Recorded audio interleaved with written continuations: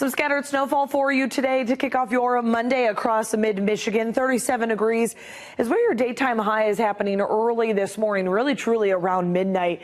Then temperatures falling and remaining in the lower 30s for much of the day. You factor in that wind, we're going to feel like we are in the 20s when you play out that wind chill. Those winds will gust upwards 30, 40, maybe even 50 miles per hour before the day is done. So a strong wind profile throughout the entire day. When we go through the overnight, we'll be wrapping up with any lingering leftover snow, drying out, mostly cloudy conditions as temperatures then dip back into the lower 20s. Any winter storm warning, winter weather advisory for today is more on the west side along the lakeshore. So we aren't in any advisory or warning here in mid-Michigan. Here's a look at that scattered snowfall this morning. And then as you continue throughout the afternoon, it'll stay scattered. Notice it's along the lakeshore where that snow really continues to set up with more of those lake effect bands that just really aren't going to fully reach all the way over into mid-Michigan. So the focus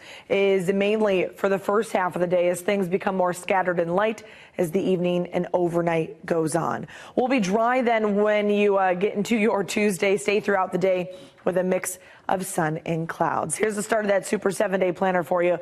37 degrees today, again happening early. We're going to settle in the lower 30s, feel like the 20s. 35 tomorrow, 40 on Wednesday, dry the rest of the week.